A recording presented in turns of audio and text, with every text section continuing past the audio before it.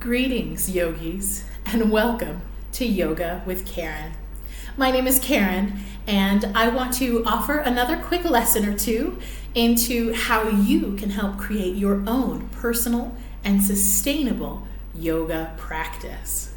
Now, in a previous video, we already talked about setting up your space. So I'm sitting here in my yoga space. I'm just on my mat right here in the little corner of the room. Your space can be wherever works for you, wherever you have enough room to roll out your mat and sit for your meditative or your breathing practice, or stretch out your entire body for your asana practice, whatever works for you. The next thing I wanted to show you here is a collection of props, and these are things that I like to use in my personal practice and some of the tools that I like to encourage my students to use when I am teaching. So the first thing that I have here is a block. This is a very simple foam block. They're a pretty standard size if you go to purchase them in a number of different outlets. Mine happens to be purple because that's what I like. And I have two of them, one for each hand and or foot. Don't have a block? That's okay. You can grab something else that will help bring the floor up to you, whether it's a book or a can out of your pantry, whatever works for you. I also happen to have this wonderful little roller. It's got some nice little grooves and patterns on here, and this is perfect for setting up relaxation and even gentle massage at the neck, the low back, and up and down the spine. Again, if you don't have a specialized tool like this, that's perfectly okay. You can use a number of different things as well. Little pool foam noodles can offer some benefit and stability. You can use a pillow or a rolled up blanket or a towel. Again, whatever works for you. Another tool that I like is a strap.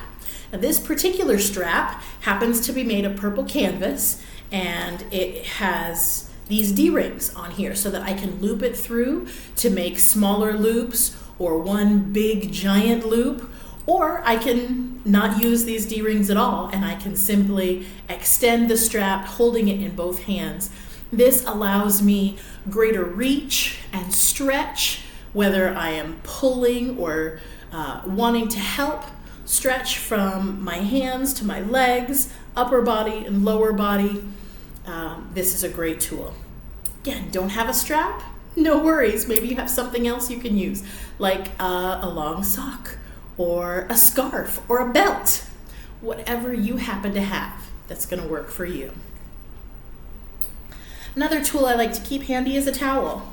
Again, this is just something that is soft and comfortable for my purposes, for wiping my sweaty hands and face in the middle of my practice. Again, I've chosen my favorite color because that's attractive and it makes me want to use it more.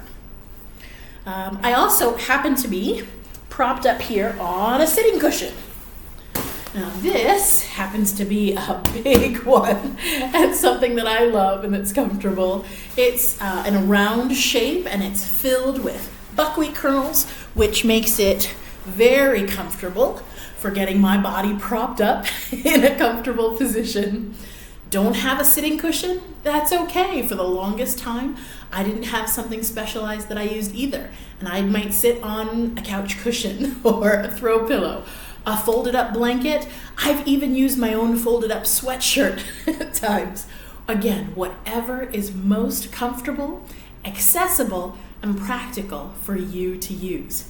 Now, you may have noticed that lots of my tools are in my personal favorite color. You don't have to have everything matching and coordinated. Again, that's what I have chosen for myself because making them attractive makes me want to reach for them and grab them and use them, and it makes me happy when I do so. What makes you happy?